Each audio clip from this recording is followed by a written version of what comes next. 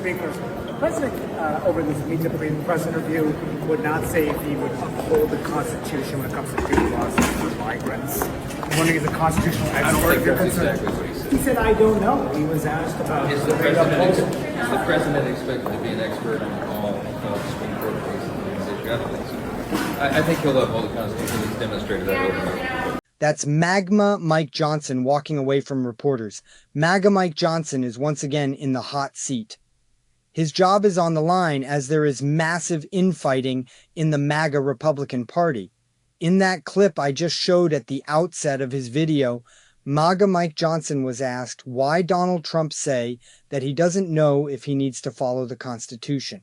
To which MAGA Mike said, you can't expect Donald Trump to know about all of those Supreme Court cases.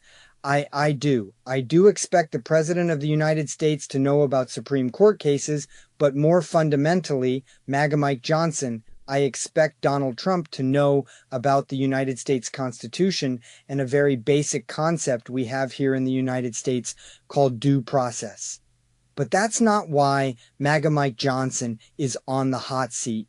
It's because he's trying to push through what Donald Trump is calling one big, beautiful bill through a reconciliation process between the House of Representatives and the Senate. And as we've reported before, under the blueprint that was originally passed by the MAGA Republicans, which calls for, in theory, trillions of dollars in cuts. Those cuts are coming from Medicaid. Those cuts are coming from education. Those cuts are coming from agriculture. Those cuts are coming from infrastructure, while the billionaires are getting massive, massive tax cuts. The Congressional Budget Office came out with a report today at the request of Democrats. And the Nonpartisan Congressional Budget Office, let me repeat, nonpartisan CBO analysis of various Republican plans for Medicaid spending reveals that under every scenario laid out by the GOP, millions would lose insurance. The GOP's plans would have a disproportionate impact on low-income and elderly populations. Literally, millions of people would lose their health care because there's going to be $800 billion plus. How do we know it? Because we can read their one big, beautiful bill and see it.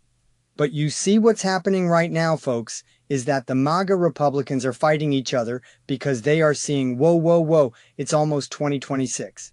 The midterms are getting closer. Can you believe that, folks? Yes. Hang in there. It's the midterms before you know it are going to be right around the corner. And these MAGA Republican Congress members are seeing Republicans get beat in seats during special elections. They're seeing Supreme Court races in states where Democrats have won big, and they're saying, uh-oh, are we next? And the answer is yes. So they're saying, you can't cut Medicaid, MAGA Mike, because if you cut Medicaid, we're definitely going to lose. Our best shot of staying in power is if you don't cut Medicaid. Let's take a look right here at this article from CNN. House GOP infighting turns ugly over Trump's big, beautiful bill. That's what he's calling it. And he's making all the MAGA Republicans refer to it as the big, beautiful bill because they're fascist toddlers. It says Donald Trump's big, beautiful bill is running into a wall in the sharply divided House Republican Conference, with tension spiking over Magic Johnson, handling of the party's biggest sticking point, overhauling Medicaid. As Johnson presses for a House vote before Memorial Day, the battle lines are becoming more pronounced. The Republicans in swing districts are saying the sweeping bill can't slash social safety net benefits, while GOP hardliners are saying, bye-bye Medicaid, we don't care if people die and get sick. And they're demanding trillions of cuts, many that would be in Medicaid. Those frustrations emerged in a 2-hour meeting in Johnson's leadership suite on Tuesday night, in which the speaker huddled with a roughly dozen GOP centrists. What's a GOP centrist today? But okay, I'll bite a GOP centrist who have refused to back any Medicaid changes that could hurt eligible Americans who rely on the program. Inside the room, Johnson made one more attempt to sell those members on a contentious plan backed by the hard-right House Freedom Caucus and others to sharply reduce Medicaid payments to states that expanded the program under Obamacare. According to two people in the room, his push drew a rebuke from multiple centrists. There's no such thing as a centrist when it comes to Republicans. But, okay, centrist in the room who believed that idea was already off the table, that people said, quote, "We laid down the law." One Republican member who attended the meeting said of the firm position many members took that they don't want to shift the federal match, which was like 90-10 right now, and move it all to the state, which basically means based on certain trigger laws that states have, Medicaid would go away in most states. It would eliminate Medicaid for people. So if you're in Medicaid, that plan shifting it to the states is bye-bye to your Medicaid. Johnson and his leadership team insist in the end the GOP members are going to all work together and they're going to make it all work. On the one hand, you have Andrew Garbarino from a vulnerable seat in New York, MAGA Republican, who goes, "I don't want to be mean, and I think anytime it looks like we're actually hurting people, that's going to piss off the American population. And if you piss them off, they're probably not going to vote for you." Notice that he says looks, because if it didn't look that way, they'll be happy to be cruel and mean. They just don't know how to hide what they're doing right there. And then you have all these MAGA Republicans like Chip Roy and others basically saying bye-bye to your Medicaid. We got to be the disruptors. We got to disrupt the system, and it's going to cause you pain. But you voted for pain, right? Trump equals pain. That's what you voted for. Play this clip. The president said over the weekend that as a result of his tariff policy, some kids may have fewer dolls, 2 and 3, maybe not 20 or 30, fewer pencils, straws, prices could go up. Is that the message that you want to send to the American public? I didn't see the interview, but I'll just say that I think what the president is trying to communicate is, as he mentioned with the tariff policy and with all the things that are happening, we had to disrupt the system, and we're going to have the desired results. I mean, as you know, by some measures, more than 100 countries now renegotiating trade agreements, which would be much more fair for the American people. And that is exactly what we were hoping and trying to achieve, what the president was trying to achieve with that tariff policy, is more free and fair trade relations, and I think that will be the result. So whatever short-term disruption there is or discomfort, I think what he's trying to say there, I think, is that it will well pay off in the long run. And I think that will happen sooner than many people anticipate. So we're waiting to see, and we'll hold the line. But reconciliation is on track. And if anybody tells you otherwise, they're not in the room with us, all right? Okay. Thanks. Yeah, so that's the campaign they're running. The Trump causes you pain campaign, okay? No pun intended.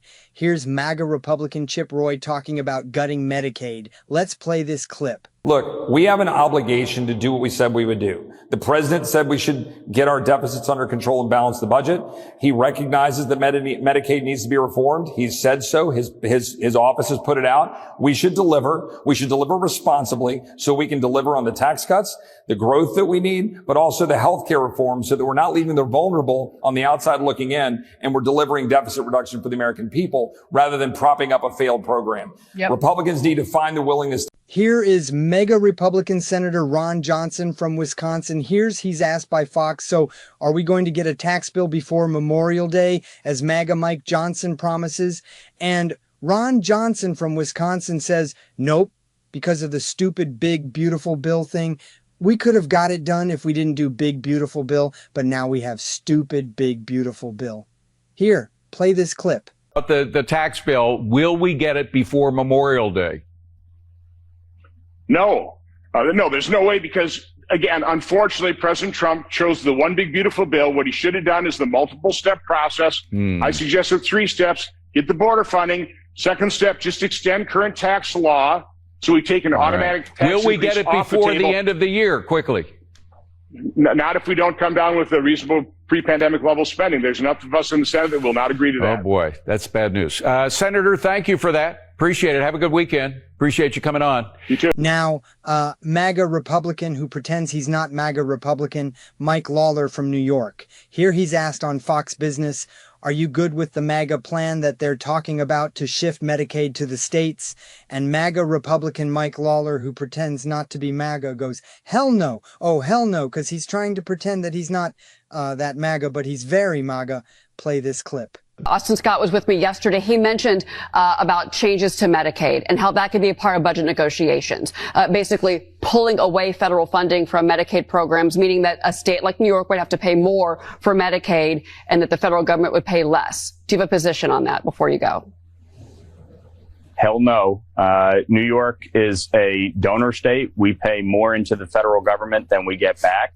I'm adamantly opposed to changing the FMAP floor from 50% federal share to 45% federal share. That will be a hard no. Here's MAGA Republican GOP Conference Chair Lisa M. Land from Michigan here. She's like, yeah, it's getting messy, but that's DC for you. We're getting messy. We're getting messy. Here, play this clip. It's going to get messy, right? It's not going to be perfect, as you're seeing. And everybody's doing what they need to do, which is represent their district, right? But at the end of the day, we'll all come together and we'll end up passing one big, beautiful bill. Our markup's going to happen next week. They're still scheduled to happen. So I think we're making progress, right? And don't let the disagreement and the debate get us too far off track. Right, is there's going to be disagreement, there's going to be debate, but right now the markups are still scheduled. I think they're still going to happen, but anything can change. It's DC. Is the timeline slipping? Is the timeline slipping? The timeline is not slipping. If we have the markups next week, I mean, it's a tight timeline, no question. So as long as the markups happen next week, we can still do the 31st, Memorial Day deadline. But we just got to get to work and keep working and keep talking. And talking is progress, in my opinion. You're getting messy. Look, y'all haven't passed a budget now in what has it been, 4 years since you've passed and you didn't pass the budget. You've been doing continuing resolution CRs from Nancy Pelosi's like budget from 2021 or 2022. Y'all haven't been able to pass a budget, your most basic task. So here you are trying to do it. You're calling it one big, beautiful bill. And while you're doing it, you're crushing the economy. You're causing a lot of pain and suffering. But Trump don't care. Trump's selling meme coins where only 57 wallets, 57 like people who bought Trump meme coins made money. 747,000 lost money. Well, what do you know? Another Trump scam. Chairman of the Federal Reserve Jerome Powell announced yesterday, if tariffs are not reduced, we should expect higher inflation and lower employment. And he did not lower interest rates as a result. What else are we learning?